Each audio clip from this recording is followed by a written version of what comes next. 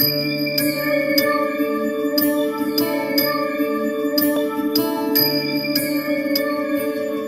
பிரம்மா குரு விஷ்ணு குருதேவோ மகேஸ்வரக குருசாஷாத் பரபிரம்ம தஸ்மை ஸ்ரீ குருவே நமக. குரு வாழ்க, குருவே துணை, குரு அடி போற்றி. என்றும் குரு வழியில் நான் உங்கள் வாழ்க வளமுடன் ஜோதிடர் ஸ்ரீ குரு சுந்தர வடிவேல். இப்ப பாத்தீங்கன்னா அம்மன் ஆன்மீகம் சேனல் நேயர்கள் அனைவருக்கும் அன்பான வணக்கங்கள். இப்ப பாருங்க, ஒவ்வொரு முறையும் பாத்தீங்கன்னா நம்மளுடைய சேனல்ல மாத பலன்கள், கிரக பயிற்சி பலன்கள் அப்படின்னு சொல்லி தொடர்ச்சியா நம்ம பார்த்துக்கிட்டு இருக்கோம். அந்த வகையில பாத்தீங்கன்னா இப்ப வரக்கூடிய ஜூலை மாதம் 2025 ஜூலை மாத பலாபலன்கள், கிரக மாற்றங்களால் இருக்கக்கூடிய மாற்றங்கள் எப்படி இருக்கு, ஒவ்வொரு ராசிக்கும் என்ன செய்யலாம், என்ன செய்யக்கூடாது, என்ன விதமான வழிபாடுகள் நல்லா இருக்கும், அது மட்டும் இல்லைங்க. இப்ப பாத்தீங்கன்னா ஒவ்வொரு ராசிக்கும் ஒவ்வொரு நட்சத்திரத்திற்கும் என்னென்ன பலன்கள் இருக்குது அப்படிங்கிறதை பற்றி முழுமையாக விரிவாக நம்ம இப்ப பார்க்கணும். மீனம் ராசி காலச்சக்கரத்தின் 12வது ராசி. குரு பகவானின் ஆதிக்கம் அப்படிங்கிறது நிறைந்த உங்களுக்கு இந்த ஜூலை மாதம் அப்படிங்கிறது பாத்தீங்கன்னா என்ன விதமான கிரக மாற்றங்கள் இருக்குது, எப்படியெல்லாம் நமது இந்த காலகட்டத்துல என்னென்ன முயற்சிகளுக்கு சாதகமாக இருக்கு அப்படிங்கிறத பார்க்க இருக்கோம். அப்படி பார்க்கையில பாத்தீங்க அப்படின்னா உங்களுடைய ராசியிலேயே சனி பகவான் இருக்கிறார். ஜென்ம சனி அப்படிங்கிற ஒரு விஷயம் போய்கிட்டு இருக்கு.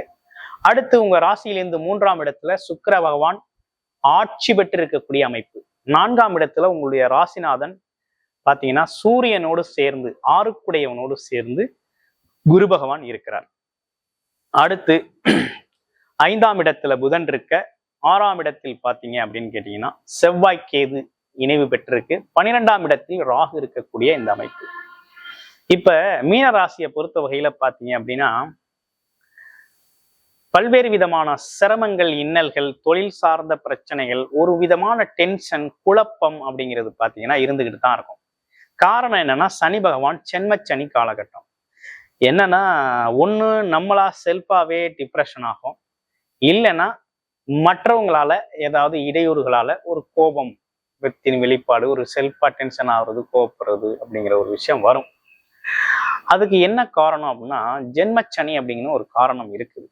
இதுக்கு நீங்க ஆஞ்சநேயர் வழிபாடு அப்படிங்கிறத தொடர்ச்சியா நீங்க செஞ்சுக்கிட்டு வரணும். ஆஞ்சநேயர் வழிபாடு ரொம்ப முக்கியம்.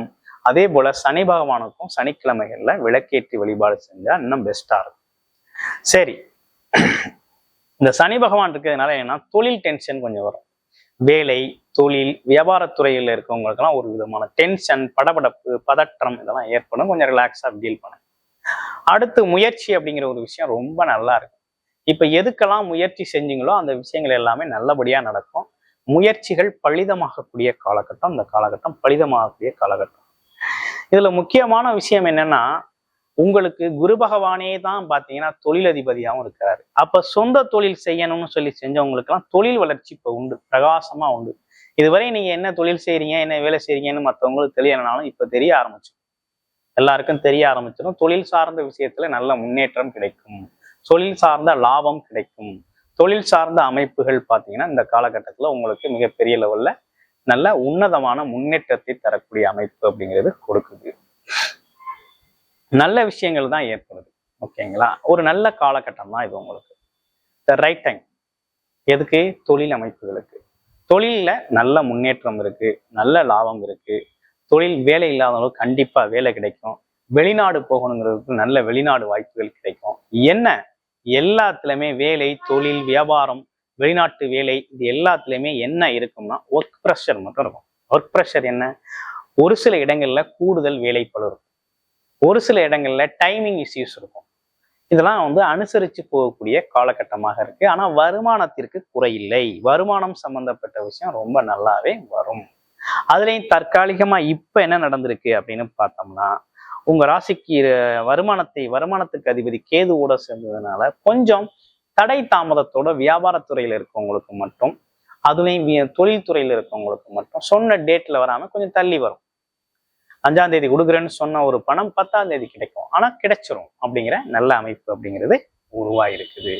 கிட்டத்தட்ட மீன ராசியை பொறுத்த வகையில வேலை, தொழில் அமைப்புகள், வெளிநாடு போகக்கூடிய அமைப்புகள் இதெல்லாம் ரொம்ப நல்லா இருக்கு. திருமணம் செய்யலாமா அப்படின்னா ஜென்மச்சனி காலகட்டத்துல 7.5 சனி நடக்கிற காலகட்டத்துல திருமண பாக்கியங்கள் செய்யறது அப்படிங்கிறது கொஞ்சம் உங்களுடைய பிறப்பு ஜாதகத்தை பார்த்துக்கிட்டு தான் செய்யணும். ஏன்னா குருபலம் அப்படிங்கிறது இல்லை. இன்னொரு பக்கம் நினைக்கிறேன்னா வரனுக்கு குருபலம் இருந்தா செய்யலாம் அப்படிங்கிற அமைப்பு இருக்கிறதுனால உங்களுடைய பிறப்பு ஜாதகம் எப்படி இருக்கு அப்படிங்கிறத பார்த்துட்டு செய்யணும். என்ன இருந்தாலும் 7.5 சனி ஜென்மச்சனி காலகட்டத்துல கொஞ்சம் கவனம் எடுத்து செய்யணும் குடும்ப அமைப்புகள்ல. அடுத்து பாருங்க, உங்களுக்கு உங்களோட இளைய சகோதர உறவுகள் அப்படின்னு இருந்தாங்க அப்படின்னா கொஞ்சம் வாக்குவாதங்களை தவிர்த்துக்கணும். வீண் வாக்குவாதங்கள், வம்பு, சண்டை, போக்குவரத்தை தவிர்த்துக்கிறது நல்லது. அதே போல பாருங்க, குடும்பத்துல சில பேருக்கு பார்த்தீங்கன்னா இந்த காலகட்டத்துல மருத்துவ செலவுகள் வரக்கூடிய அமைப்பு அப்படிங்கிறது உண்டு. அதனால மருத்துவ செலவு சார்ந்த விஷயத்துல கொஞ்சம் நிதானமான போக்கை கடைபிடிங்க. அடிவயிறு சம்பந்தப்பட்ட விஷயங்கள் சில பேருக்கு ஏற்படும். ஏன்னா இதே மீனராசி அன்பர்களுக்கே பார்த்தீங்கன்னா வயிறு சார்ந்த, அடிவயிறு சார்ந்த சின்ன சின்ன உபாதைகள் வந்து போகக்கூடிய ஒரு அமைப்பு அப்படிங்கிறது இருக்குது. அதனால கொஞ்சம் உடம்புல கேர் எடுத்துக்கங்க. 2 விஷயம், உடம்பு ஆரோக்கியத்தில் கவனம் எடுத்துக்கணும். 2வது விஷயம், ஒர்க்ல வேலை பார்க்கக்கூடிய ஒர்க் ரிலேஷன்ஷிப், அதாவது ஒர்க் பண்ணக்கூடிய ஒர்க் தளங்கள்ல, வேலை தளங்கள்ல இருக்கக்கூடிய நண்பர்கள் கூட வேலை பார்க்குறவங்களோட கொஞ்சம் ரிலேஷன்ஷிப்பை கொஞ்சம் கவனமாக மெயின்டைன் பண்ணக்கூடிய அமைப்பு அப்படிங்கிறது இருக்குது. சொந்த தொழில் தாராளமாக செய்யலாம். கொஞ்சம் சிரமல், அலைச்சல், விளைச்சல் இருந்தாலும் நல்லபடியா முன்னேற்றத்தை தான் கொடுக்கும் சனி இந்த ஜென்மச்சனி காலத்துல உங்களுக்கு. ஏன்னா அப்படி இருக்கு கிரக அமைப்புகள். வெளிநாட்டுல தான் போய் வேலை பார்ப்பேங்கிறவங்க இந்த காலகட்டத்துல வெளிநாடு போய் வேலை பார்க்கலாம். வெளிநாட்டு வாய்ப்பு நல்லாவே கிடைக்கும், அம்சமா கிடைக்கும். அதே போல இடமாற்றம் செஞ்சுக்கலாமான்னு சில பேர் கேட்குறீங்க. தாராளமாக தொழில் வேலை சார்ந்த இடமாற்றங்கள் நீங்க எப்படின்னு கேட்டீங்கன்னா கன்ஃபர்மேஷன் எடுத்துக்கிட்டு இடமாற்றம் பண்ணிக்கணும். ஏற்கனவே இருக்கிற வேலையை விட்டுட்டு புது வேலையை தேடாம வேலை தேடிக்கிட்டு நீங்க தாராளமாக இடமாற்றம் பண்ணிக்கலாம். அதே மாதிரி தொழில ஒரு இடத்துல இருந்து இன்னொரு இடத்துல ஷிஃப்ட் பண்ணி வைக்கிறது அப்படிங்கிறதையும் செஞ்சுக்க முடியும். ஆமா, வெளிநாடு போறவங்களும் ஆஃபர் லெட்டர் கிடைச்சதுக்கு அப்புறம் கன்ஃபர்மேஷன் பண்ணிக்கிட்டு நீங்க போகலாம். நல்லா இருக்கும். நல்ல அமைப்பு அப்படிங்கிறது உருவாயிருக்கு. இதுல குறிப்பா என்னன்னு கேட்டீங்கன்னா நிதானமாக செயல்படக்கூடிய பொறுமை, அமைதி, நிதானம் அப்படிங்கிறது அவசியம். அது இல்லாம என்னன்னு கேட்டீங்கன்னா இளைய சகோதர சகோதரி உறவுகள்ல கொஞ்சம் கவனமாக பேசணும் பண்ணணுங்கிற அமைப்பு இருக்குது. மற்றபடி உங்களோட வழிபாடு அப்படிங்கிறது ஆஞ்சநேயர், சனி பகவான் வழிபாடை வாரம் பண்ணிக்கோங்க. உங்க ராசியில் இருக்கக்கூடிய முதல் நட்சத்திரம் அப்படின்னு எடுத்துக்கிட்டோம்னா அப்படின்னு பார்த்தோம்னா புரட்டாதி நட்சத்திரம். புரட்டாதி நட்சத்திரத்தை பொறுத்த வகையில பார்த்தீங்க அப்படின்னு கேட்டீங்கன்னாக்க இந்த காலகட்டத்துல நீங்க இடமாற்றம் செஞ்சுக்கிறது விஷயங்கள், வீடு மாத்திக்கிறது, அதே போல வேலையை இடமாற்றம் செஞ்சுக்கிறது, வண்டி வாகனங்கள் சம்பந்தப்பட்ட விஷயத்த மாத்திக்கிறது, இப்படிப்பட்ட விஷயங்களுக்கெல்லாம் ரொம்ப சிறப்பா இருக்கு. அடுத்து உத்திரட்டாதி நட்சத்திரம். உத்திரட்டாதி நட்சத்திரத்தை பொறுத்த வகையில வேலை தொழில் சம்பந்தப்பட்ட எண்ணங்கள் ரொம்ப மேலோங்கி நிற்கும். ஒரு மாதிரி ஸ்ட்ரெஸ் வரும் வேலையில. ஆமா, நம்ம நினைச்ச மாதிரி வேலை பார்க்க முடியல, நினைச்ச மாதிரி தொழில் செய்ய முடியல, நினைச்ச மாதிரி எதுவும் நடக்கலை அப்படிங்கிற ஒரு ப்ரெஷர் வரும். இயல்பா இருந்துக்கங்க. அதுவும் மெடிடேஷன், யோகா போன்ற விஷயங்களை பயன்படுத்திக்கங்க. மற்றபடி உங்களை சுற்றி இருக்க எல்லா சூழ்நிலைகளும் உங்களுக்கு சாதகமாக ஹெல்ப் பண்ணக்கூடிய நல்ல அமைப்பு தான் உருவாயிருக்கு. எப்படி பார்த்தாலும் 12ஆம் இடம் அப்படிங்கிறது நல்லா இருக்கிறதுனால ஆமா கொஞ்சம் பயணங்கள் அப்படிங்கிற ஒரு விஷயம் வந்து லாபத்தை தரும். ஆமா, பயணங்கள், இடமாற்றம், அதே போல சார்ந்த விஷயங்கள்லாம் கொஞ்சம் லாபத்தை தரும் வகையில அமைஞ்சிருக்கு.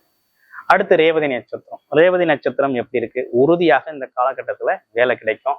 வேலை அமைப்புகள் நல்ல வெற்றியை தரும். அது மட்டும் இல்லாம பூர்வ புண்ணிய பாக்கியம் அப்படிங்கிற ஒரு விஷயம் இருக்கிறதுனால பார்த்தீங்கன்னாக்க பேப்பர் சம்பந்தப்பட்ட விஷயங்கள்ல கொஞ்சம் கூடுதல் கவனம் எடுத்துக்கங்க. குழந்தை பிறப்பு, குழந்தைகளால் உங்களுக்கு முன்னேற்றம் அப்படிங்கிற ஒரு விஷயம் உண்டு, ஏற்படக்கூடிய ஒரு அமைப்பு இருக்கு. படிப்புக்காக வெளியில போகணும், வெளிநாடு போகணும்னா தாராளமா போங்க. நல்ல அமைப்பு உருவாயிருக்கு. மற்றபடி உங்களை பொறுத்த வகையில இந்த காலகட்டம் அப்படிங்கிறது மேலும் சிறப்பை தரும் வகையில அமைஞ்சிருக்கு. நல்லது கெட்டது ரெண்டையுமே நம்ம பேசியாச்சு. நன்மைகள் எது அதிகமா இருக்கு, எதில் பார்த்தீங்கன்னா கவனம் எடுத்துக்கணும் அப்படிங்கிறதையும் சொல்லியிருக்கோம். உங்களோட பிறப்பின் ஜாதகத்தின் அடிப்படையில உங்களோட பிறப்பு ஜாதகம் எப்படி இருக்கு, என்ன செய்யணும், என்ன செய்யக்கூடாது, அது மட்டும் இல்லாம இப்ப எது சாதகமான சூழ்நிலைகள் இருக்குது ஆமா அப்படிங்கிறதை பற்றியும், வேலை வாய்ப்புகள் எப்போ கிடைக்கும், வெளிநாடு வேலை வாய்ப்புகள் எப்போ கிடைக்கும், திருமணம் சார்ந்த சுபகாரியங்கள் எப்போ செய்யலாம், ஆமா ஏதேனும் திடீர் அதிர்ஷ்டங்கள் என்னுடைய ஜாதக அமைப்புகள்ல இருக்குதா அப்படிங்கிறதை பற்றியும், கடன் பிரச்சனைகளுக்கெல்லாம் ஏதேனும் தீர்வு கிடைக்குமா ஆமா அப்படிங்கிறதை பற்றியும், தொழில் தொடங்கலாமா அப்படிங்கிறத பற்றி முழுமையா தெரிஞ்சுக்கணும், உங்களுடைய ஜாதக அமைப்பை பற்றி தெரிஞ்சுக்கணும் அப்படின்னு விருப்பப்பட்டீங்க அப்படின்னா டிஸ்பிளேல தர்ற நம்பருக்கு மெசேஜ் பண்ணிட்டு வாட்ஸ்அப் பண்ணி அப்பாயின்மெண்ட் ஃபிக்ஸ் பண்ணிக்கிட்டு உங்களுடைய ஜாதகத்தை முழுமையாக பார்த்து நீங்க வழிகாட்டுதல் பண்ணிக்கலாம். நன்றி, வணக்கம், வாழ்த்துக்கள்.